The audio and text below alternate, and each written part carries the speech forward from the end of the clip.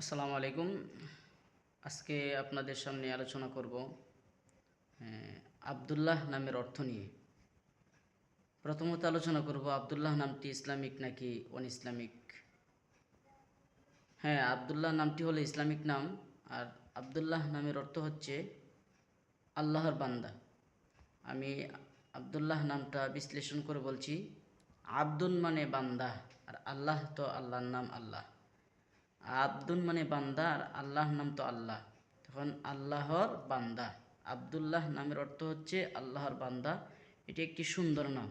হাদিসের মধ্যে আসছে যে তোমরা যখন কারো নাম রাখবে তখন নাম রাখবে আবদুল্লাহ, আব্দুর রহমান, এভাবে আব্দুল মুত্তালিব, এভাবে আবদুল্লাহ, আব্দুর রহমান, এগুলো আল্লাহ তাআলার কাছে খুব প্রিয় নাম।